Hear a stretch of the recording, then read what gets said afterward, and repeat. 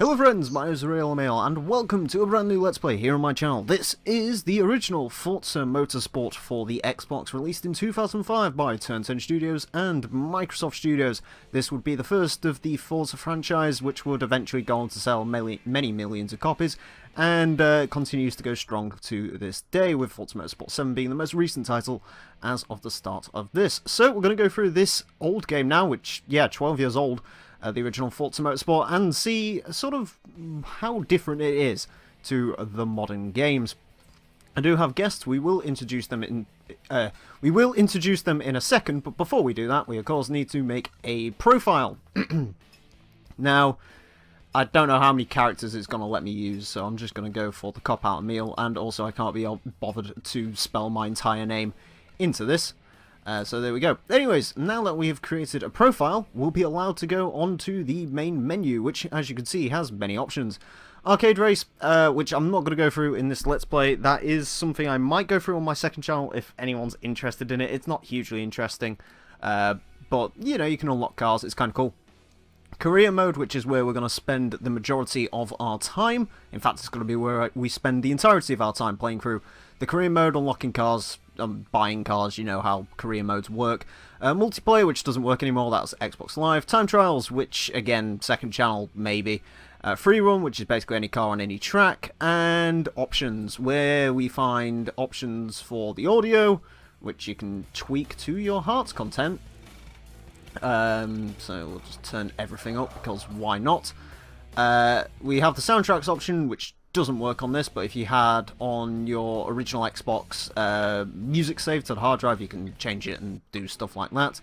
HUD and UI options, which is basically what you'd expect. No, I don't want metric units, I don't want the Euro babble, just give me English. There we go. Controller options, where you can change the controller, and yeah, it doesn't really matter.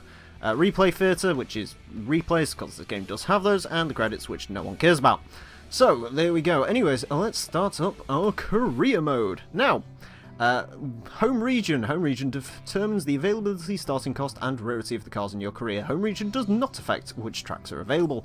So you might remember this from Forza Motorsport 2. Basically, you have to pick a home region. Unlike Forza Motorsport 2, no cars are hard-locked behind the region. So there's no option to switch the region. Basically, all this changes is what cars are unlocked from the start, what rewards you get as you level up, and also basically what your first car is. It doesn't change anything about the way the cars are unlocked or anything like that. Anyways, if we choose to go with North America, the choices of cars are the 2004 Chrysler PT Cruiser GT Turbo. Sounds exciting. 2003 Ford Focus SVT, 2003 Lexus IS300, 2002 Acura RSX Type S, which is a cool car, 2003 Acura 3.2 CL Type S, and the 1998 Eagle Talon TSI Turbo. If we decide to go for Europe, we have the option of the 2003 Mini Cooper -S. I don't know why there's a dash in there. The 1995 Volkswagen Corrado SLC, the 2002 Saab 9-3 Vegan, the 2004 Audi TT Coupe 3.2 Quattro, the 2003 Volkswagen Golf R32, which is that, but Golf, and the 2004 Peugeot 206 GTI 180, which no one cares about. In Asia, we have the 2003 Hyundai Tribune GT, we have the 2004 Mazda 3 Sport, we have the 2004 Honda Civic Type R, we have the 2004 Toyota Altezza RS200, we have the 1998 Nissan Silvia, which is what every fuckboy goes with, and we've got the 1998 Mitsubishi FTO GR version R. Like in Forza 2, I'm going to start out in Europe, and my first car is going to be the Saab 9-3 Vegan. So, hooray, I believe this is the first Let's Play to actually start out in Europe as well, which is interesting. Anyways, warning, after you select a home region for this profile, it cannot be changed. Are you sure you want to buy the Saab 9-3 Vegan and choose Europe as your home region? Yes, I am. And we bought our first car. Hooray. Anyways, once you bought a car, you get to go into the career menu. So we have the option of going racing, which we'll get to in a second. We got the garage, which is where you can look through your cars, tune your car setup, buy upgrades for your car, customize the paint, apply decals, and change cars profile to profile, which was something you could do. You got buy cars, which basically works the same as every Forza game that's not past Forza 4. There's sort of places where you can go and find cars and stuff. Train driver tar, which is completely useless, but you can sort of train a driver to race for you, and you actually have to like go and drive. Apparently he's supposed to adopt your driving talents. He never does. And setting difficulty, which we will do now, because why not? Yes, so there you go. That's the difficulty settings I'm going to be running. Running easy because I can't be asked to restart any races. Anyways, if we hit go race, apparently something about career difficulty that I don't care about. Okay, so you got the option of the online career, which doesn't work. I have no idea what the online career was. Sounds interesting though. And when you start out the game, you've got the choice of going to point-to-point races, which were first here in Forza and never here again, really. Or at least, well, I guess there was the Fujimi Kaido events, but this game actually has like specific point-to-point tracks, which is interesting. And amateur, which is single races with light restrictions. And as you go on, you get professional, championship series, and endurance. I believe total we worked out to 75 events in the game as a total, so 75 episode LP. We are going to start in the Amateur League, and we will start on the European Open, which is open to cars originating from the European region. First place receives the Toyota A86 Sprinter Truno. So, yeah, you get prize cars from all the events. There's the restrictions, and there is the opponents that we're going to have. Just before we get into it, I'll introduce my guests for this first part, and probably for a few of the next parts. We have Azza. Hello. We have Inferno the Fox, who was very helpful during GT3, hence why he's here. We love you, Inferno. And we have Ludo as well.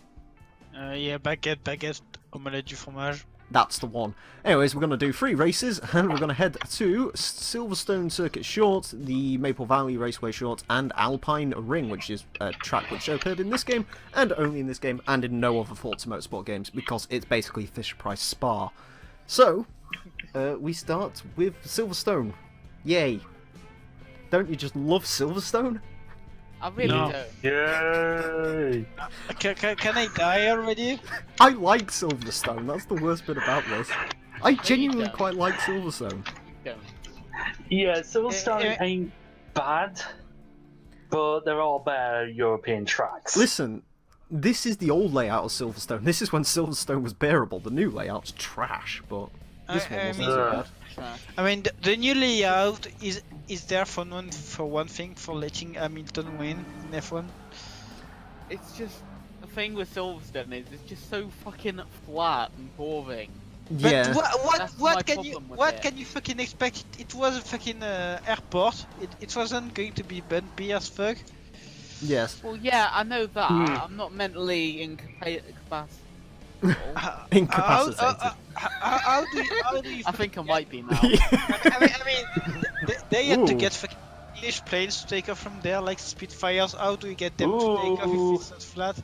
Anyways, just to explain a few things, I'm playing this through the magic of backwards compatibility on the Xbox 360.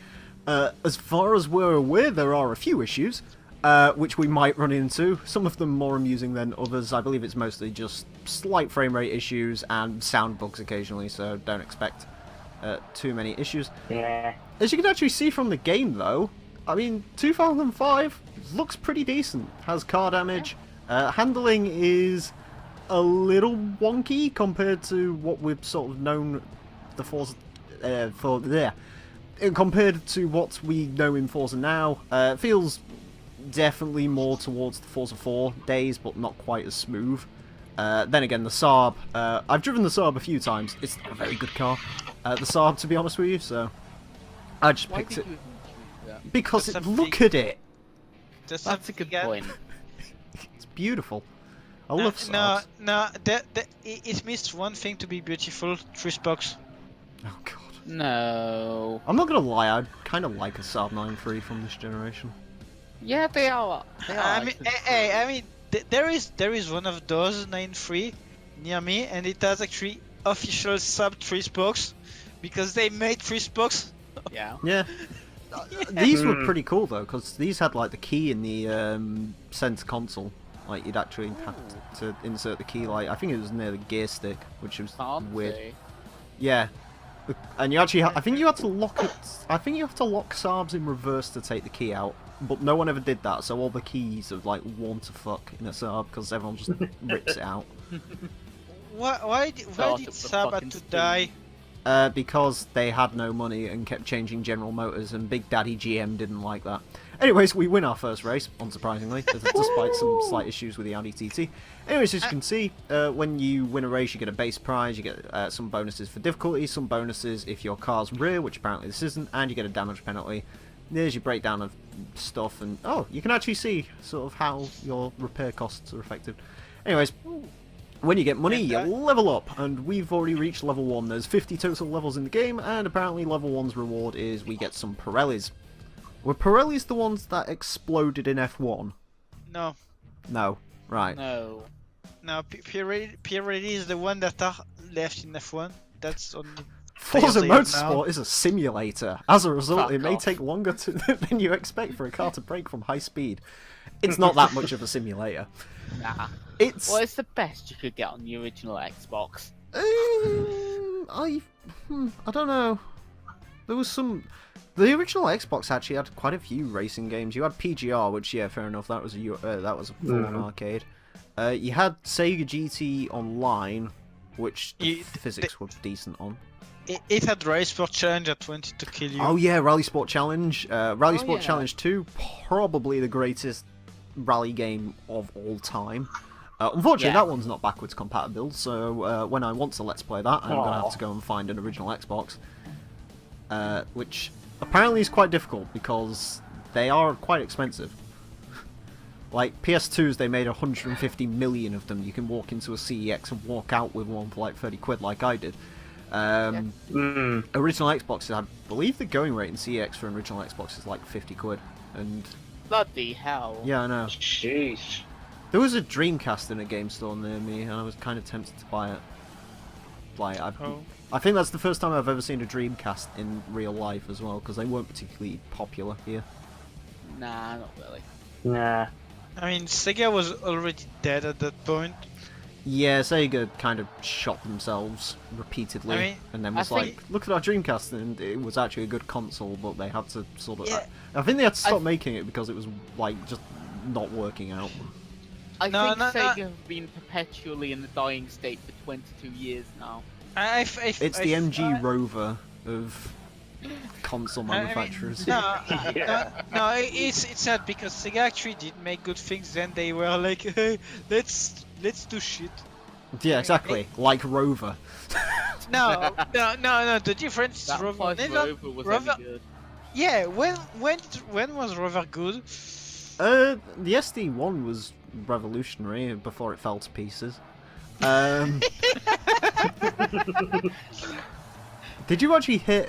Here's a fun little Rover fact for you, because, of course, first episode of Forza 1, giving you Rover facts already, telling you how good this is going to Oh go. boy.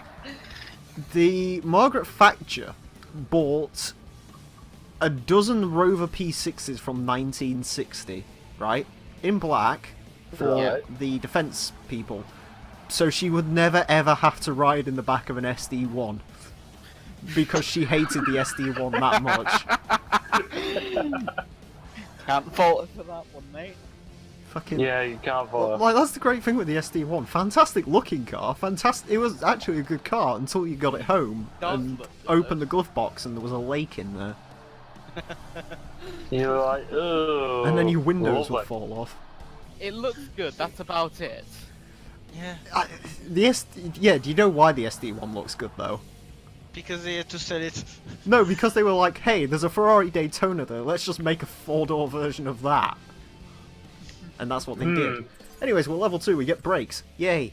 Oh boy. They're very Yay! useful to have, I find. 10% on Brembos, boys. So Emile, You can Which- stop painting your Members. drills rotors now. I've got a funny Yeah, feeling like that's actual going to brakes. kill me. Emile, Instantly reverse. Alpine which- Ring, yay. which Rover is best Rover? Values. There's a good Rover. Rover 100 convertible. God, I oh mean, no, with don't drop remind me of the top. Metro convertible. For fuck's sake, that was Oh no. I mean, Emile, which Rover does have on the engines? again? I Which guess one? the Rover that least offends me is probably the 45, but I don't really see that as a good thing. It had like a What? 2-litre V6, I guess that's kind of interesting. What about the 25, Rover yeah. 25? 2-litre V6, so brilliant. Wow, it looks like a Chinese bootleg Mercedes. The Rover 25 is a car. It liked to blow its head gaskets. I know that much. I think that was boy. just a feature of British cars and jets. Yeah, head gaskets. Nope. I mean, Head gaskets, remember- optional extras. do you remember the fucking picture I posted as a channel of the Rover 25? That 25 was like just dead. Yeah, like I You mean, know, like the rear tires, both of them are actually The- were actually flat. The last time I saw a 25, some guy at work had one, and I asked him why, and he's like, because it cost 240 quid.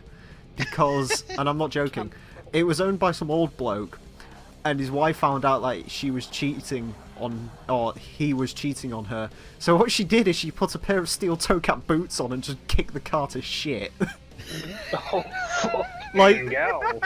Like, here's the thing, it wasn't like it wasn't like massive dents, you could barely notice it, but I went out to the car to sort of have a look what he's on about, and there's like loads of like golf ball sized like little dents, and they were like literally hundreds of them on the car.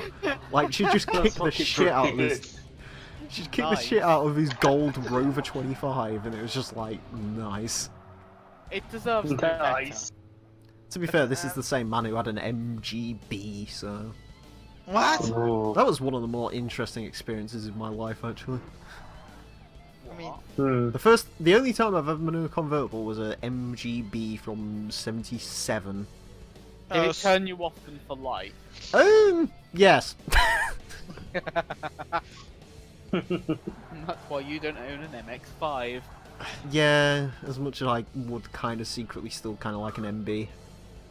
Same. Just to supercharge the shit out of it, because that's something you can do. Peugeot! Anyways, this track is... what track did we say this is supposed to be? I think it's Spa. supposed to be Spa. It's like Tesco Value Spa. Yeah. Yeah, there's... leader couple of price. It's these- leader price bar. Yeah, it's Aldi's version of Spa. It's like when you see that Yeah. thing where... File the serial numbers off of it. Yeah. I mean, it actually even it has the fucking same curbs, you know, red and yellow. Yeah. There's actually a couple of these in the game. There's also a mock-up of Bathurst. That one's actually quite like the real track, which is interesting. Oh. Gotta remember the tyre walls are solid in this game. This isn't Forza 6 where you can just sort of ping off them. Which I liked. And everyone hated. Yeah. Because I mean, apparently that's tyre not walls are bad. supposed to be solid. I mean, tyres are made of rubber as opposed to like fucking concrete. I thought he was going to say as opposed to condoms then. I was going to say, I don't think you make unless you're tyres using out of sheepskin. Anyways, level 3, we get modified intake and exhaust upgrades for European cars. Yay! OMP Racing. Boy. Oh boy! Oh boy, now we can put a Falcon on the back of our Saab. And for doing all that, we've received the Toyota E86. No! Best No. car. Japanese beauty. Burn that shit up! Well, funny you mentioned burning it. It's basically a Porsche 944. Fun fact for you: buy upgrades to improve performance. Thanks, game.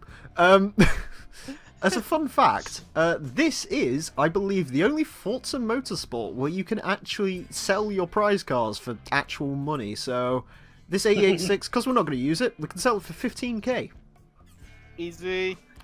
Sorry, no Euro B. Can you win this track? And just to point something out, in case you're like, oh my god, didn't say your prize cars, you can actually just go right back and buy them again if you want. So there you go. Don't know why you'd want It to. unlocks it for the dealership. So yeah, it's not like Gran Turismo where there's hidden prize cars. They are literally just all there. Yeah, that's kind Emile? of bullshit. Yes. Anyways, that's it for this Emile, first episode. Thank you all very Before- much. be- Oh, go on. No. No. I mean, can you earn the cars again? Uh, If you read the championship? Actually, yeah, that's a good point. I don't think you can. Doesn't really matter though. As we get late, I'm only selling the first few cars because money is kind of needed to buy some of the stupid ideas I have. Because there's going to be some silly cars. Stay tuned for the next episode to find out how silly they're going to get. So thank you for watching, boy. and until next time, farewell.